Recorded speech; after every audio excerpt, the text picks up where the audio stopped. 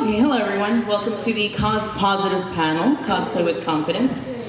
This panel is geared toward helping you guys get that foot in the door and want to start cosplaying. If you've ever been afraid of it, if you've been cosplaying, but things are going on and you're on the fence about it, hopefully this panel inspires you to want to continue doing something. And today we have several of our panelists from, let's see, there we go. Okay, starting with Kelton Effects, Golden Lasso Girl. We also have Larger Than Life Cosplay, Cosplay Corgi, and myself, Ivy Doom Cutie. So, for each of you, tell us a little bit about how you got started in cosplay. What inspired you to begin cosplaying?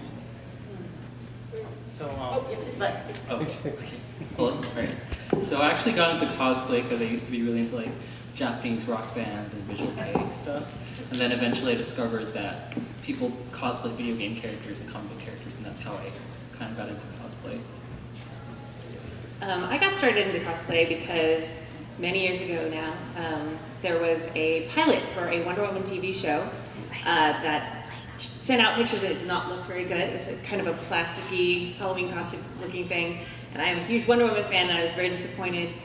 And I was like, okay, well, I'm gonna make a costume. I'm gonna show that if a 6th grade teacher can make a good costume, then someone in Hollywood can too. So in the process of doing that, I looked online and I was like, oh, I was thinking I was gonna be the first person to dress up as Wonder Woman ever at a convention. And then I looked online and realized that was not the case. And there was a thing called cosplay, and then I met my people. So that's pretty much. So I got into cosplay before it was called cosplay. It was like Halloween, that was one thing it was called. But when I moved to California in the mid-90s, I'm 6'8", and I'd always wanted a good Darth Vader costume for Halloween. And I bought the helmet that was from the 70s. It looked like a pimple on me. It was really small. But I put together this, not a bad costume. And I ended up going to the children's hospital to hand out candy. Back in those days, they actually let people do this. And it was really, really fun. And then I went to a party that night, and some guy came up to me. He's like, dude, you're as tall as David Prowse, the real guy. I'm like, okay, yeah. He said, we can get you the real costume. And I became the first movie-accurate Darth Vader in Southern California in the 501st, and was the premier Lucasfilm Darth Vader for Attack of the Clones. So that got me started, but eventually the word cosplay came in, and the rest is history.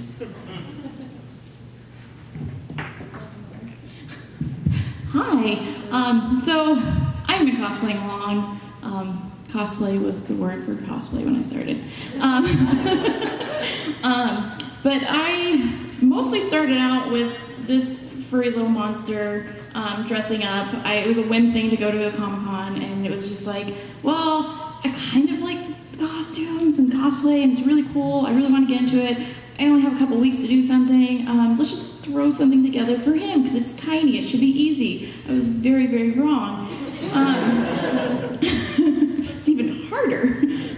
But yeah, I threw together a Link and a Moogle from Final Fantasy for him, and then just going to cons after that, I had such a joy, and I met so many people going to cons and meeting through cosplay that I was like, you know what? I can do this too. So yeah, now I'm doing it. And for myself, I started, it'll be 6 years this year at San Diego. I started at San Diego Comic-Con 2012. Star Trek red shirt was Brandy from Liberty Meadows dressed as a Star Trek red shirt, and I cosplayed that. So it was a character cosplaying a character. Cosplaying is an Inception thing. It was great. It was my very first time cosplaying. I loved it. I had really great experiences. And up until that point, it was always something I wanted to do. I was just really, really terrified of doing it because of body types and things like that. And I'll go into that in a little bit. But honestly, I feel like based on how I was before to how I am now from cosplay, it's definitely changed how I perceive myself in terms of being a person that did not have any confidence to having confidence now. So it's been a lot of fun. I've been able to meet a bunch of wonderful people. I've actually worked on a few projects with some people on here. I've learned to make Wonder Woman boots through another on here before I knew her. Worked on a few things with David Baxter here, and it's been so great. And then I always bump into Nicole and Kiva because they're amazing, and they honestly really do inspire me. And Kelton inspires me with all of his work. We did a lot of work together last year on 3 different prosthetic looks. So going into like all the different ways that I know each and every one of you, since you've been cosplaying, what are some either pitfalls or difficulties that you have faced, either at the beginning or through the time that you've been cosplaying, and how did you overcome each one of those? So I guess to start, for me, it was like the big learning curve getting into cosplay. So back then we didn't have a lot of YouTube resources because I started about 10 years ago, back in 2007 or 8. And then it was always like you'd have to go, for example, if you want reference for your character, you have to go in the game, you have to like spin the character around, take screenshots on your phone, and then like put them all together and get all the references. So that was how we started. But now you have like YouTube, you have like, I don't know, they have a lot more game guides and concept art books that you can get with references to all your characters. So I think, and now you can also learn different skills like working with foam, working with making your own prosthetics and everything. There's like a huge like resource available out there. I guess the thing when I started I wasn't really prepared for, because cosplay was a thing, but it wasn't like what it is now. I was not prepared for pictures of me to start showing up on the internet. It was really the thing that I kind of was like, oh, okay, people are taking pictures of me. That's fun. That's cool. Okay, great. And then it's like suddenly you appear on some website somewhere, and sometimes it's great, and sometimes it's not great. And that was something that was a little bit of a shock. It gives you kind of like a tiny microcosm into like what celebrities have to deal with all the time. It's made me very glad that I'm not a celebrity, to be completely honest. And just having to learn, I'm sure we'll talk about that more, like I don't have to go into like super detail right now, but just like learning how to see that, kind of like take it in, and then just like keep going and being myself and still doing what I enjoy anyway. You know, for me, again, if you go back to the 90s, being a nerd was not particularly cool. In fact, I think it was not cool. And, you know, and that was kind of, it was weird because, you know, you wanted to dress like the characters that you love and that you really, really enjoy, but there are lots of people who think, you know, why are you doing that? You know, you're just too tall to be doing that. But luckily, the world did start to change as time went on. And the strange thing was that actually putting the costume on, it gave me confidence. And when people were kind of negative, it just sort of allowed me to get past that sometimes. Other than that, physical problems are falling into a pool with complete armor on. That is where there's electrical equipment. Don't do this, guys. Okay, be safe. That's quite a problem to have. That's Yeah. So, no, okay, cool. So yeah, one of the difficulties I first ran into is, of course, you know, there's no patterns out there or anything that I do for Kiva, so it's kind of just like, let's just cut fabric and figure it out. And if you guys ever see Liar Liar, I kind of go, let's goose. But you know, I had such a fear going in and doing it myself, just because I am bigger. And so I saw so many other cosplay friends, you know, that, you know, to me, they were beautiful. They were gorgeous. Their bodies were amazing. They looked, you know, the costumes were amazing. But then I still saw people nitpicking them. And I was like, well, if they're nitpicking them, then oh my God, they're going to tear me apart. And I was like, I don't know if I'm ready for that. You know, because one of the things is I have non-combat PTSD. I also have extreme anxiety and also severe depression. Hence why this little monster is attached to me like a growth. What? I know you're talking about me. Jeez, we have to tell Look at me, I'm cute. Don't say that about me, Mom. So it's harder for me to take some of those sometimes. The criticism and stuff like that. And of course, as age came on and stuff like that, because back in the 90s, being a nerd and being smart, or when I got into video games, and my guy friends in elementary school would be like, girls don't play video games, and I'm like, but I want to talk about Mortal Kombat with you. Come on, I probably have more systems than you do. And so it was really hard, and then coming into cosplay, it was just especially the Roadhog. So the first time I did it, I didn't have the little centerpiece that I drew it on. I literally went bare stomach. A friend drew on the stomach tattoo. It was terrifying at first, and the moment I put on the armor, I looked at myself in the mirror and I'm like, oh my god, I'm a badass.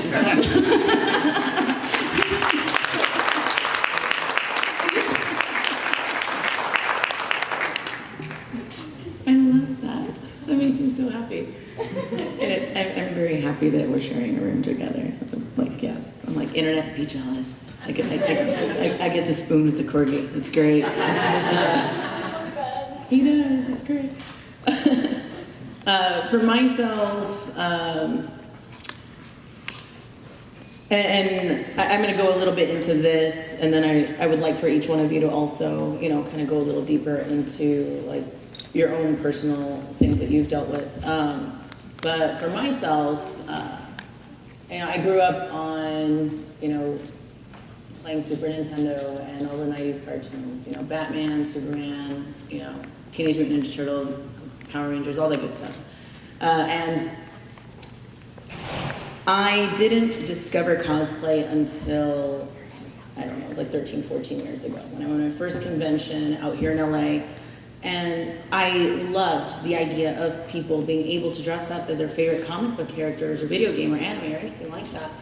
But it was something I was absolutely terrified of, because all throughout my childhood into teen years, I was constantly made fun of because of my weight. I was always the heaviest kid in class. And because of that came all of the fat shaming and all the names that I believe there might be kids in here, so we will not say those words. So I had a lot of issues with my own perceptions of myself, my own self-esteem. I really didn't think, I always tend to look down and avoid looking at people because I get emotional. We don't want that right now for me. I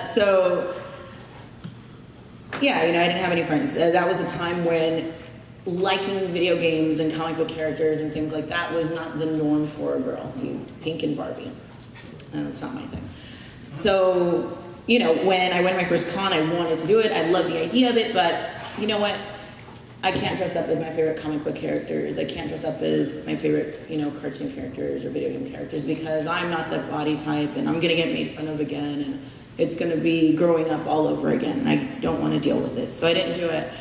And it wasn't until 6 years ago that I finally just said, you know what, I'm gonna put that costume on, I'm gonna do it. And I made my very first costume. I didn't know what I was doing. I got a sewing machine, kind of figured it out.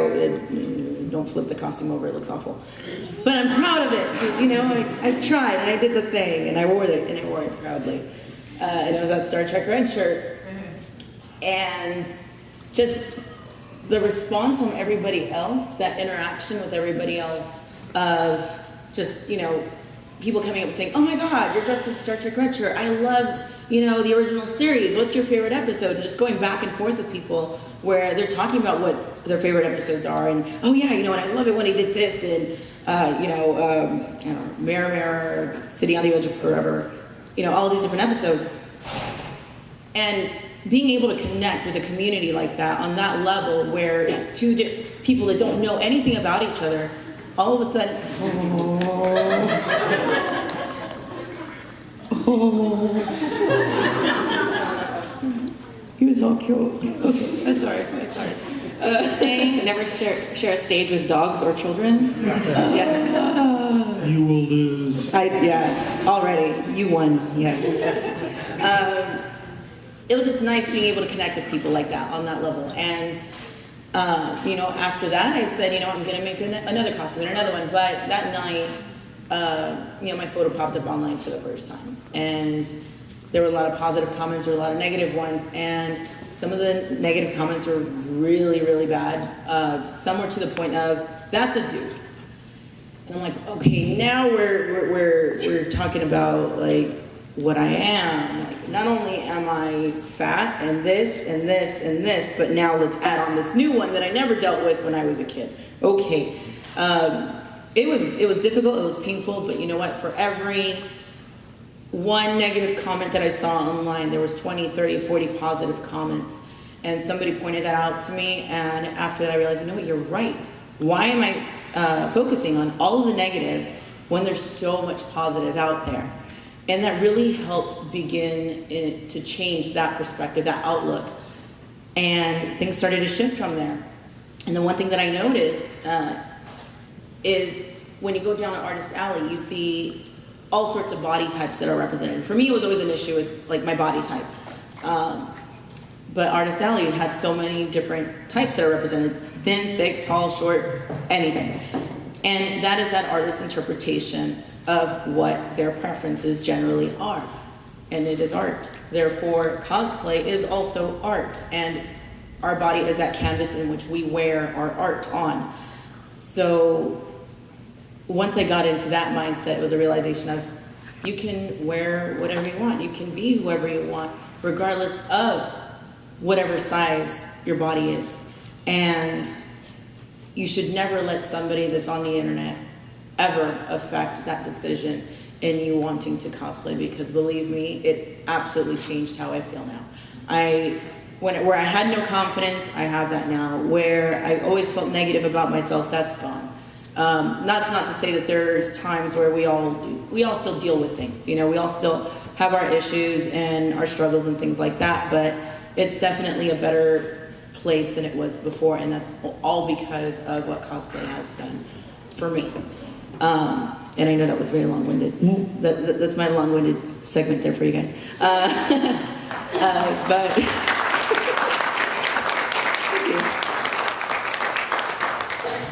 So for you guys, was there ever a negative that you faced when cosplaying, and were you able to turn that into a positive or a triumph or something you overcame?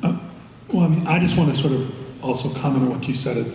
Our internal critic is, the most powerful critic there is. There are people out there in the world who say things, and you can kind of ignore them. You cannot ignore an internal critic.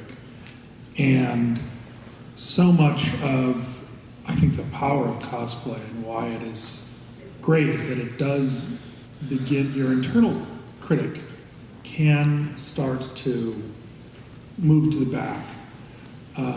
Because what you were saying, this idea that by kind of presenting the fandom, the thing that you really, really love, out to the world, people who also love that fandom will come to you. And it's that energy, it's that positive energy of somebody interacting and talking passionately about the things that they care about that make the internal critic shut the heck up. And that's why I recommend, if you haven't done this, just look at the things you care about. Don't worry about you looking like a character. It's exactly what you were saying before. You have to kind of get beyond the idea that this is about photorealism. That's what the actors are doing when they're portraying people from books. The fact is that especially if you're portraying somebody from books, that's your interpretation. You can interpret it any way you like, and don't forget that. But yeah, just so you know, because I was so tall, I always felt that people were staring at me, and they were. So it took it took my covering myself completely in black with this huge mask to actually start to quiet that critic. And it's made a world of difference for me. I kind of wanted to piggyback also on one of the amazing things you said, Ivy. You're talking about how like dressing up as these characters gives you ownership and how it's kind of changed, you know, the nerd scene as it is. And I think that's something that's really important to remember. You know, comics, you know, I've always loved comics, but they are something that's sort of notorious and known for objectifying women. Specifically, the body types, all those things, and I feel like cosplay has had a really amazing effect because in many ways, you know, a lot of women and men and, you know, whatever you identify as start dressing as these characters they've always loved, and we've kind of in a way been able to kind of take that back. So these characters that used to be kind of, you know, eye candy for a very specific audience, it's now, you know, broadened up, and people who don't necessarily fit into that little mold, you know, have taken these characters and really, you know, ran with it. And I think that's amazing, and that's what makes me just like almost tear up, because I love it so much. Always love those characters, but now it's great to see those characters having, you know, a great positive impact on such a wide variety of people now too. I like that. So, for me, I guess what I love most about cosplay is that it was really empowering because I work full-time as a makeup artist. I do special effects makeup mainly, and I work on films, music videos, and I collaborated with Ivy a couple times last year where we did her Mantis cosplay. And we also did, if you saw the IGN, what was it called again? Hero Makeover. Hero Makeover. That was a really cool episode because it also talked about Ivy's personal struggles and how like getting into a character and getting a full makeup transformation can help make you feel more like the character because you don't recognize yourself anymore with the power of like prosthetics and theatrical makeup. So to me, that is what I love, being able to transform clients or actors and talent and see them like shocked at how they look after everything. You do an amazing job too. Yeah, you do. Stunning. Thank you. So good. I guess I'm saying what I love about cosplay now. Well, I kind of already said a little bit. I guess one of the things that I love about it too is, like in my real life, my quote-unquote real life, like I am an elementary school teacher, which is wonderful, and I love that, and it's, you know, it's very fulfilling. But it's really great also to spend time creating, you know, crafting, getting all these creative things that I don't just, well, I get to do some creative stuff for my class, but not as much as I do. I don't get to make armor for my class. Although they'd probably all be much more interested in it if that's what we were doing. But, you know, it's great to just have these moments where I get to walk around a you know, convention and, you know, little kids' eyes light up and they're just like, oh, it's Wonder Woman or whoever I happen to be dressed as. For, you know, just for a minute, like, I just get to be that same character that I saw on the page as a little girl who meant so much to me. And I get to bring that to life for people. Sort of like cheating at, you know, being the Disney princess at Disneyland. I don't have to like go through the audition process. I just get to make my costume and be there. So I think that's just great to kind of, to be that figure for like the next generation of geeks is the thing I love that. And I know we covered, you know, cosplaying regardless of your body type and size. What are your guys' thoughts on cosplaying, you know, outside of your skin color, your race, or disabilities, or age? What are your thoughts on that? Hell yeah. Why not? Again, to me, it just goes back to what are the characters that you love? And, you know, I love Wonder Woman. Maybe I can get some 6-inch heels on Hollywood Boulevard and, yeah, you know, Yes, I can help you with that. 7 feet something at that point. But you know what I mean? It's like, that's a very freeing thing. We should make that happen. Yeah. All right, guys, let's keep building. There is a Disney Prince bunny suit group. That's right, Bernie running around Bregman. Bernie today. Bregman's Nice. bunnies are premiering here Disney today. Princesses. Nice. Princes. I need to find them. Princesses as princes No. as bunnies. The princes. Okay, oh, the princess. The princes are now bunnies, Playboy bunnies. Ivy, do you happen to have their location written down somewhere? I don't think you're going to miss them once you see them walking. I believe their Hugh Hefner is Tinkerbell. Yeah. Yes, Is that Jimmy's group? Yeah. I mean, he asked me to be in it, but I was like, Now, it may be sort of considered an advanced, within yourself to make a major shift. When you're starting out, like I said, just go with the things that you like and that are comfortable for you. And then you're going to find as you move on, you want to challenge yourself, both as an artist constructing these things, and then as someone who's out there amongst the public. But, baby steps, everybody. Yeah, well, I would say on that, like building as an artist too, also pushing, I love pushing myself, and then also how much more ridiculous I can get him. But I love pushing myself even within it just because of my anxiety and stuff like that. Like, I have to push myself going to these cons and stuff like that. So I'm pushing my boundaries every single time. So then finally the last thing was like, well, let's get half naked and put armor on and let's do that. And so, and then just, it's going to be keep pushing and pushing and pushing until eventually I'm more confident in myself. And it's helped a lot too, just, making all these friends and stuff like that, and, going with the fandom that you love, because then you see someone else cosplaying it, or they see you cosplaying a character from a fandom you love, and then you geek out and you're like, oh my god, now I feel even more amazing. And so, it builds up your confidence even more, because all of a sudden this person got excited, now you're excited, and then someone comes over, takes over. He got very excited. No butt touching. No butt touching. But yeah, so you get really excited, and then someone comes over and takes a photo of you, and your excitement shows in the photo. So then other people get excited, and you're less likely to actually to even get negative comments, or the negative comments won't even bother you because the excitement just radiates off of it, and it's amazing. I think, kind of going back to your question, Ivy, I think when you're, you can cosplay anything, like, period. Okay, but you do have to be a little bit respectful, especially when you are cosplaying. Like, if I was, going to cosplay, a Dora Milaje or something like that, which, by the way, they are so amazing. I love them so much. Something like that, like, you have to be aware of, like, social things that are in place. For example, in the United States, we've had, a lot of, history of, racism and all the things like that, things like blackface. You have to understand things like that aren't acceptable. So there's things I could do, like if I was going to make that cosplay, awesome, I shouldn't change my skin color. So things like that. Just be respectful and like normal things, and realize that, these characters mean a lot to a lot of people. If you're doing things in a respectful way, in a respectful manner, you're A-okay. And just, if something feels a little bit off, trust your gut and check with that.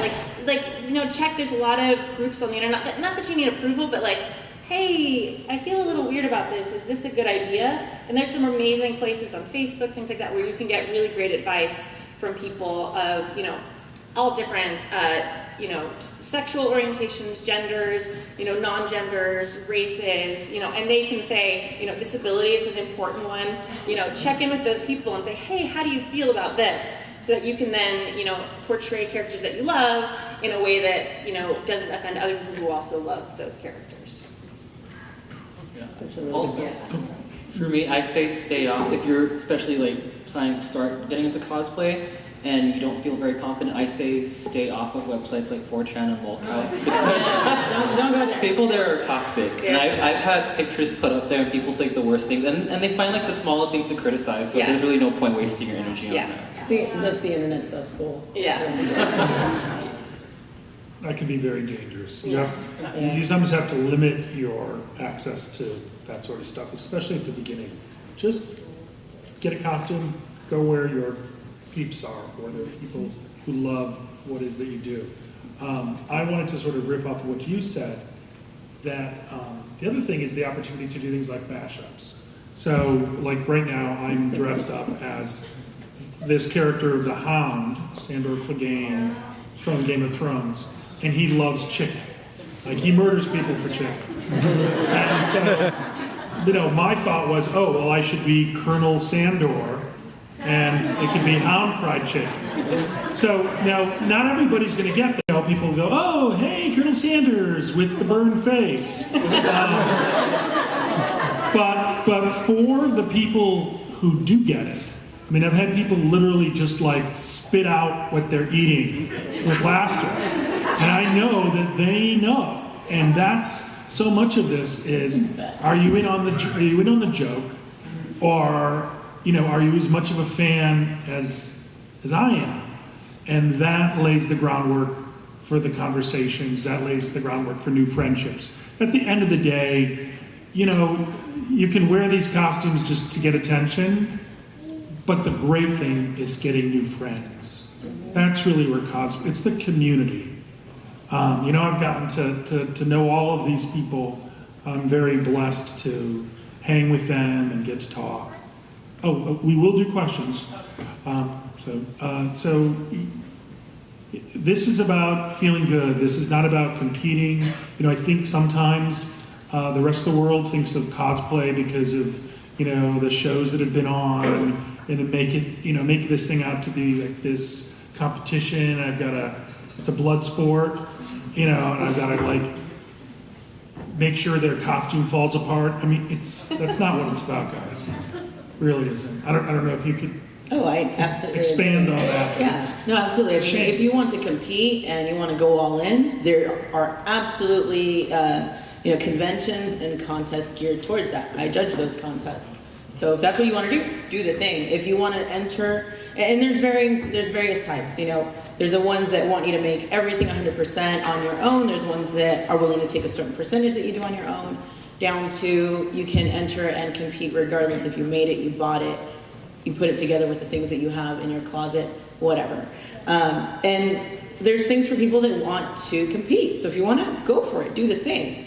You know, but at the end of the day, cosplay isn't based upon competition. It's based upon, like what you were saying, having those friendships, developing those friendships, meeting people that love the same thing.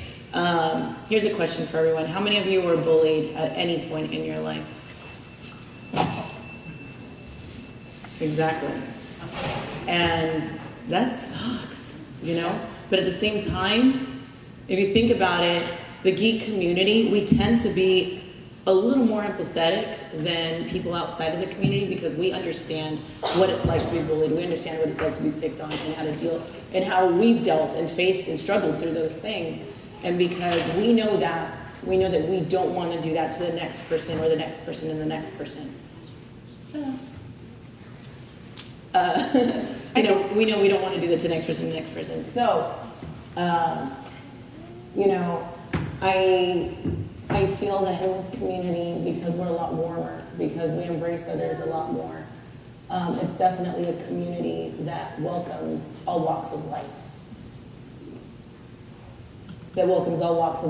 And, I think that's a really beautiful thing that we should all strive to help grow and to help others learn. For me, at least with the cosplay community, I feel like it's given me so much. Therefore, I feel like it is my responsibility to also try to give back as much as I can to the community and help the next person. If there's anything that you guys can walk away from this today is to, just always try to pay it forward, help the next person.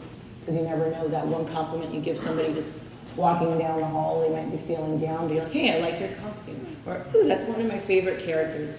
Something as simple as that can make someone's day go from like just feeling down to just give them the biggest smile on their face and can change it completely for them.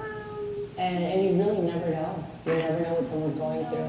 I'm loud enough. So actually, it wasn't last year, I think it was the year before. So in Arizona, we have an event. It's called Game On Expo. And unfortunately, a gentleman that was attending the event later that night ended up going to his car and committing suicide. And everyone knew he was already going through depression and stuff like that. But because his friends acknowledged him, but nobody else really did, is what put him over the edge. So yes, sometimes that little compliment, you see someone and you like their shirt, hey, their hair color, they dyed it really great that day. Even if they're not in cosplay, sometimes that little compliment to somebody makes a huge, huge difference.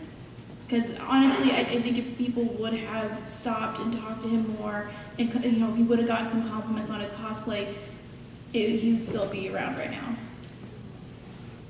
it's difficult. There's that balance. Like you put a bunch of work into something and you want it to be recognized.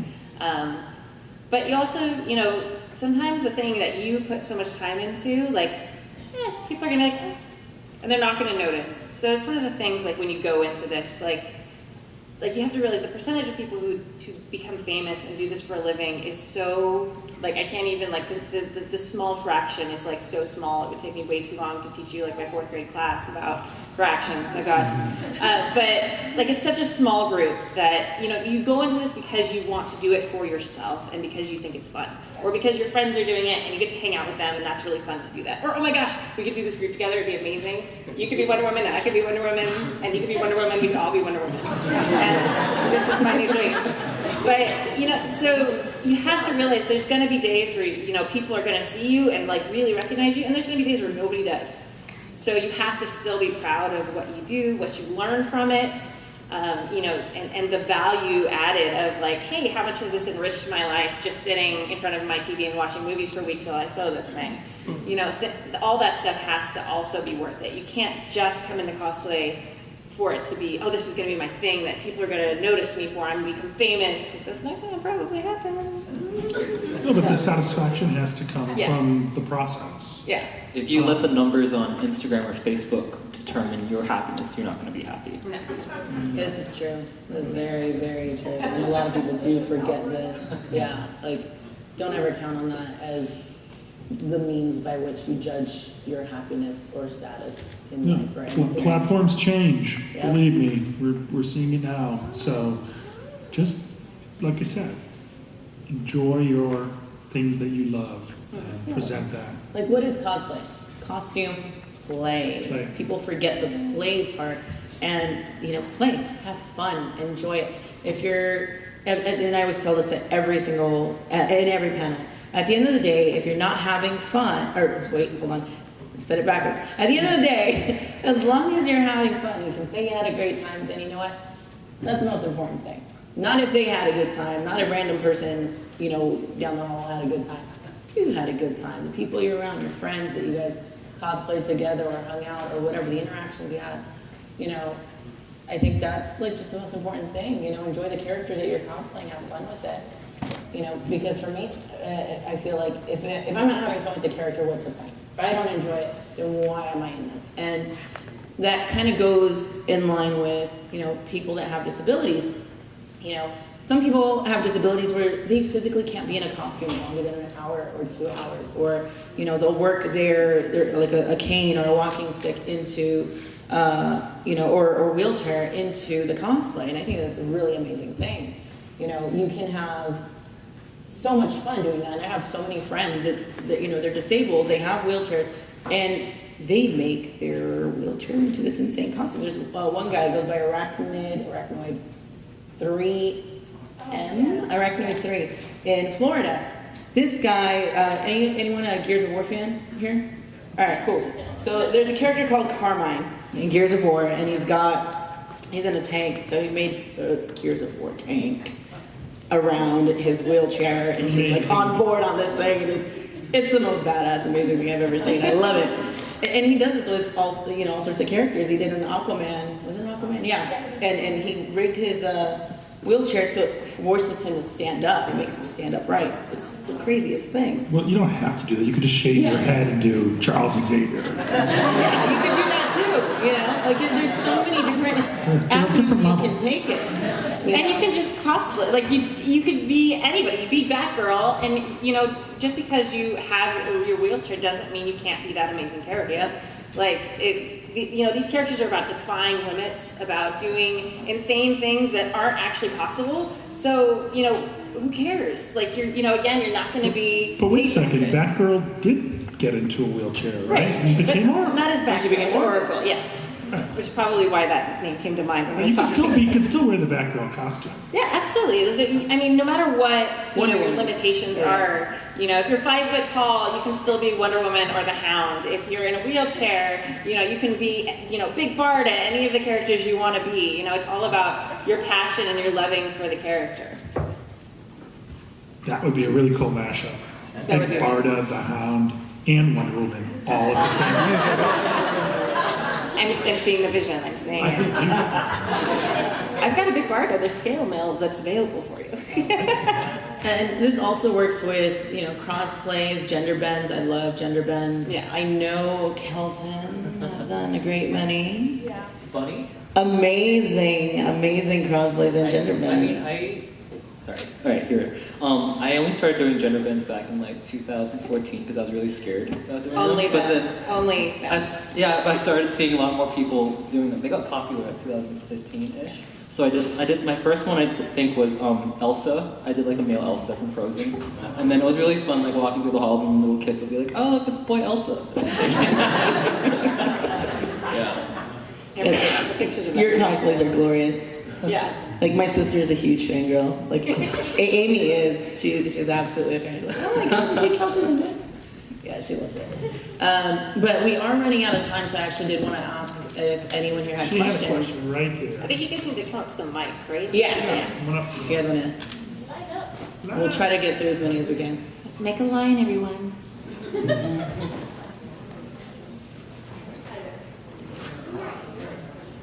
Hi there. As someone who is transitioning from female to male, I've done quite a bit of my own gender-bending cosplay. What recommendations do you have for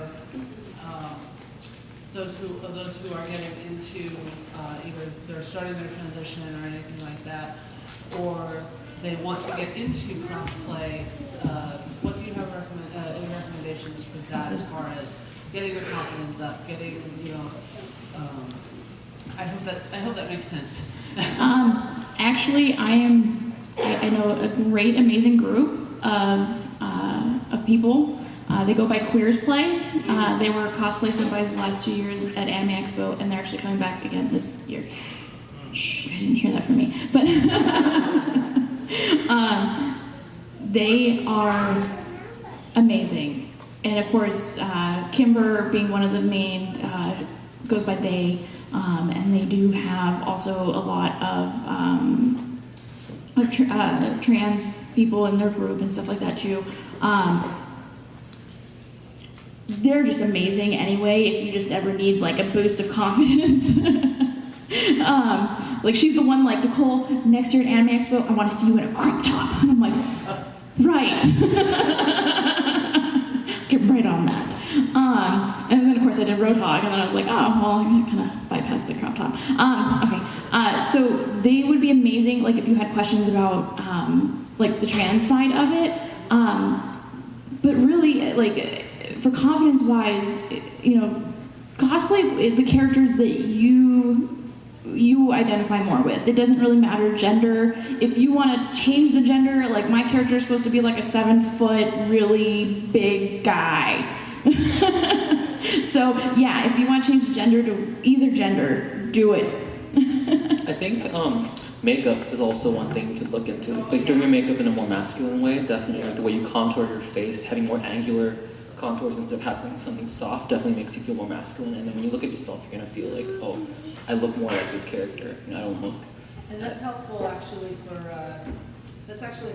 more than just cosplay. Yes, for sure. Totally. We're trying to pass properly. Cosplay is also a great way to help get your confidence up for your transition, because then you're used to looking like that all the time, and then, Yeah, it's a great way to experiment. Yeah. And see try what works different for you. looks. Thank you. Thank you. We do have about a little less than 5 minutes left, so we're going to try to get through everyone that's in this line. Speed round. Yes. Actually, my question kind of more directed at you.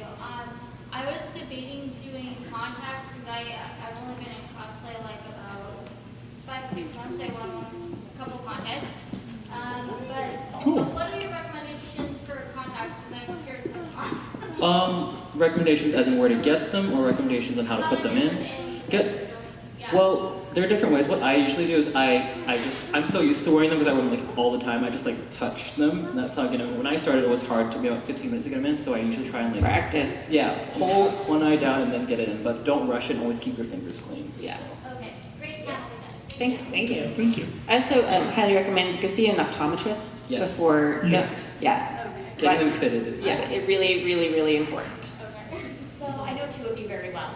My question is something I suffer with a lot, is what is your recommendation on handling seeing other people cosplay a character you want to do and they nail it, and still having that desire and that passion to want to do that character after you've seen somebody else nail it? Well, it's your definition of nailing. I mean, you know, they may look at it, but do they walk it? I mean, there are degrees in all of these things. Go up to them and ask them how they did it. Yeah. You know, 'cause, Make friends with them. Yeah, be friends with them. I mean, a lot of the things I learned, I've incorporated from things that I saw through my friends doing the same characters. So it's not like, oh, I'm going to do it and going to be the Wonder Woman, because that's ridiculous.